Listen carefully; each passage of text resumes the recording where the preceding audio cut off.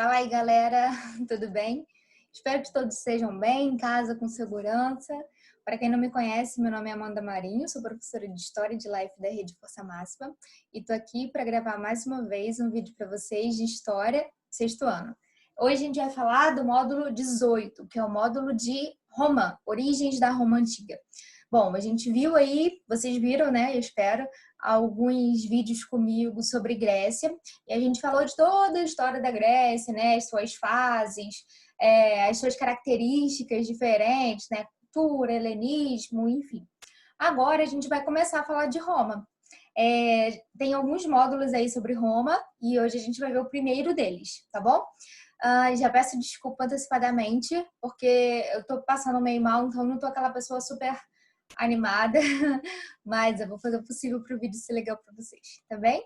Então, não se preocupem em copiar as coisas dos slides, porque eu vou botar lá tudo disponível para vocês, como sempre. Então, se preocupem em me ouvir aqui e fazer anotações sobre as coisas que eu falar, e é isso, tá bom? Vamos lá, então. A gente vai falar sobre origens da Roma Antiga. Como a Roma Antiga começou, como a Roma, o Império Romano, foi tão grandioso, e, enfim, como é que se formou, né? Bom, a história de Roma, ela se divide em 3 momentos: monarquia, república e império. Hoje a gente vai ver o primeiro momento, que é o momento da monarquia, tá? E então a gente vai falar das características da monarquia. No próximo vídeo vai ser sobre república e no outro, império. Acredito que seja assim, ok? Bem, como eu falei, então, módulo 18, anota aí. Quando a gente fala de Roma, a gente tem que saber que Roma fica onde? Onde é que vocês acham que fica Roma, galera? Aqui, ó, Itália. Cadê meu mouse? Aqui, ó, Itália, tá vendo? Itália. Aqui que começa Roma, na verdade. E daí, se vocês observarem esse mapa aqui, vocês estão vendo que tem aqui, em laranja e em roxo, várias conquistas de Roma. Ou seja, o Império Romano, ele dominou isso tudo aqui. Ó, tá vendo? Isso aqui é na fase do Império, numa fase posterior, tá?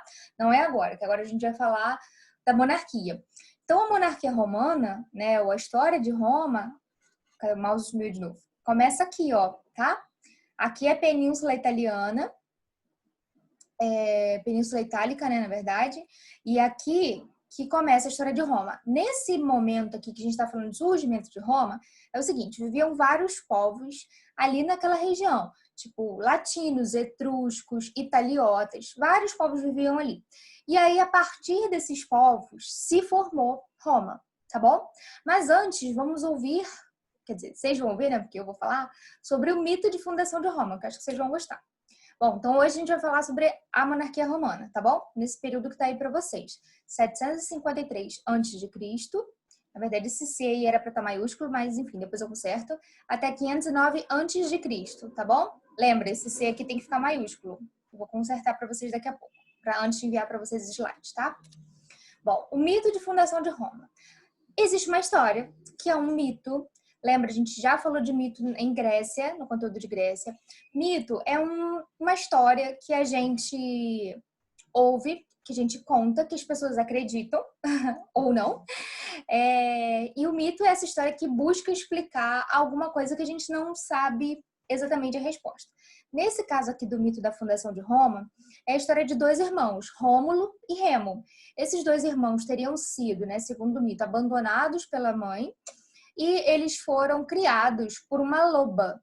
Essa aí da imagem, tá? E essa loba amamentou, bom, teria amamentado, tá? É um mito, a gente não sabe até que ponto é verdade. Então, essa loba teria amamentado esses 2 irmãos e ajudado que eles sobrevivessem. E aí, quando eles se tornaram maiores, acabou que o Rômulo matou o Remo. Assim, eles meio que sonhavam com construir uma cidade, fundar uma cidade. Só que, por algum desentendimento, o Rômulo acabou matando o Remo. E aí, o Rômulo seria o primeiro rei de Roma, né? Quem fundou Roma, tá? Essa aí é a história, esse aí é o mito de Roma, da fundação de Roma. Então, quando vocês ouvirem, o mito da fundação de Roma, você já tem que pensar na loba e nesses irmãos, Rômulo e Remo, beleza? Bom, a partir daí, seguinte, na história de Roma, a sociedade, ela tinha um modo de produção escravista, ou seja, existiam escravos, tá? Na sociedade romana. E esses escravos, eles eram a base da mão de obra, beleza? Já vou falar melhor para você de quem eram esses escravos. E a divisão de Roma era uma divisão censitária, ou seja, divisão com base em dinheiro. Quem tinha terra, no caso aqui, é quem tinha poder, é quem tinha dinheiro. Então, a divisão ela era feita, a divisão da sociedade, a gente vai falar da pirâmide social, ela era feita com base em quem tinha dinheiro, quem tinha grana, quem tinha terra, no caso, tá? Porque terra, como tá aí para vocês, terra é igual a poder, ok? Bom, a economia de Roma, ela era uma economia agrária, né, baseada então na agricultura e no pastoreio. Então existiam as atividades econômicas principais eram essas duas, agricultura e pecuária, né, ou pastoreio. Mas também existia o comércio e também existia o artesanato. Embora nem comércio nem artesanato fossem fossem as atividades principais, que eram, como vocês estão vendo aí, agricultura e pecuária, ok? Bom, a sociedade romana, então, ela era dividida dessa forma aqui, que está aqui para vocês, olha, nessa pirâmide aqui, tá bom?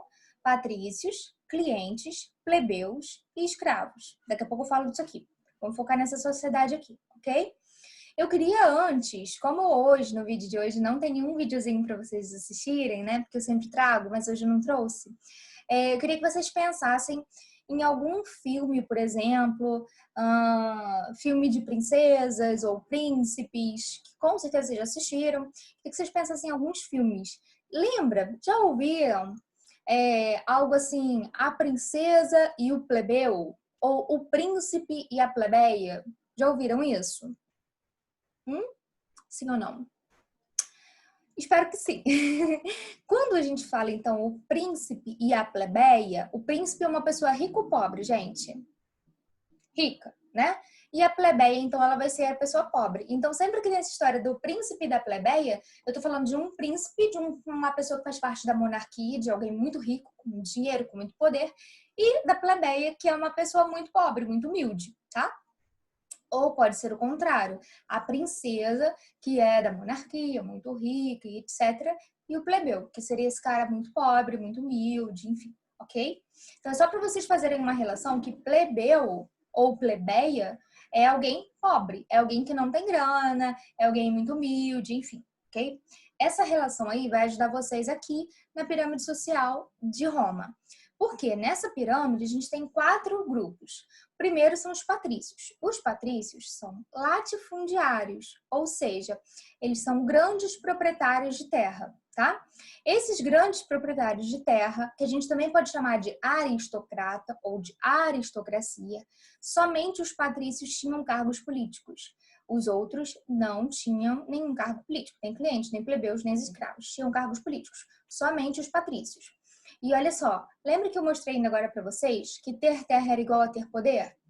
Lembra? Então, quando a pessoa tem terra, ela tem poder, ela tem dinheiro, ela tem importância. Se ela tem poder, ela tem privilégios, no sentido de poder fazer parte das questões políticas. Somente os patrícios eram esse grupo. Somente os patrícios tinham esses direitos políticos, tá bom? Poderiam exercer esses cargos políticos. Por quê? Porque eles tinham terras, porque eles possuíam esse benefício, ok? E ter terra é igual a ter poder, ok? Abaixo dos patrícios, a gente tem os clientes. Os clientes são uma espécie de agregados dos patrícios. Eles faziam todo tipo de serviço para os patrícios, tá? Todo tipo de serviços. E eles eram protegidos pelos patrícios. Os patrícios, então, davam para os clientes terras, trabalho e comida. Em troca de quê, professora? Em troca que os clientes fizessem esses vários serviços para os patrícios, tá bom? Então, era uma relação ali benéfica, né? Que beneficiava os dois, tanto os clientes quanto os patrícios. É claro que os patrícios tinham mais benefícios, já que eles estavam numa classe acima, tá bom? E eu vou lembrar uma coisa para vocês sobre a pirâmide social. Sempre quem está em cima, no topo da pirâmide, é quem tem mais poder e menos quantidade de gente, e quem tem para baixo tem menos poder e mais quantidade de gente, tá? Então, eu tô querendo dizer que os patrícios eram menor quantidade de pessoas e tinham mais poder, e os escravos maior quantidade de pessoas e menos poder, beleza? Ok. Entenderam aí, patrícios e clientes? Vamos para terceiro grupo aqui, plebeus. Os plebeus, eles eram homens livres. Quando eu digo homens, eu estou dizendo homens e mulheres, tá bom? Pessoas livres. Eles eram artesãos e pequenos proprietários. Gente, eles não tinham terra, eles tinham um pedacinho de terra, um lugarzinho ali para morar, ok? Eles eram a maior parte da população, né? E tem os escravos também, mas os plebeus acompanham uma grande parte da população. E eles eram agricultores, comerciantes, faziam pastoreio, né? E artesanato. Então, essas atividades econômicas todas eram exercidas pelos plebeus. Os escravos, eles faziam um trabalho mais pesado. Então, tipo, carregar coisas, colher, enfim, coisas mais pesadas ainda eram os escravos que faziam, tá? Né? Como eu falei que tem os escravos. Os escravos, eles não tinham direito, nenhum tipo de direito, e eles poderiam ser escravos através das seguintes maneiras. Por dívida, então uma pessoa estava endividada e aí essa pessoa não tinha como pagar a dívida dela, então ela se torna escrava. Primeiro motivo. Segundo motivo, prisioneiros de guerra. O povo A lutou contra o povo B perdeu, o povo B vai se tornar escravo do povo A, tá? Já devo ter dado esse exemplo quando eu falei de Grécia, né? Não lembro. Mas eu sempre falo isso. Então, prisioneiros de guerra é quando existe uma batalha, uma disputa entre dois povos diferentes, o povo que perde se torna escravo do povo que ganha, beleza? Então, prisioneiros de guerra. Terceiro motivo, venda. Tipo, tem minha família, sei lá, tá pobre, tá passando por necessidade, enfim. E aí a gente resolve vender meu irmão. Claro que falando assim parece uma coisa muito ruim, né? E é uma coisa muito ruim, a venda de uma pessoa, né? Enfim. Mas era uma maneira também de alguém se tornar escravo. Uma pessoa da família vendia a outra, né? Então, era outra maneira de se tornar escravo. E a última maneira é por nascimento. Eu sou uma mulher escrava e tem um homem também que é escravo, a gente tem um filho, e esse filho de pais escravos, ele vai ser escravo também, beleza? Então, a gente tem 4 formas de uma pessoa se tornar escrava. Vamos lá. Dívidas, a pessoa está endividada. Depois, prisioneiros de guerra, de batalhas. Depois, venda, né, a vender alguém da família. E, por último, nascimento. A pessoa já nasce como escrava, porque ela é filho de mãe e pai escravos. Essas 4 maneiras de alguém se tornar escravo não tem ordem, tá? Não tem, um tá acima do outro, um é mais importante do que o outro, não. Só que são 4 maneiras de uma pessoa, de um indivíduo, se tornar escravo, ok?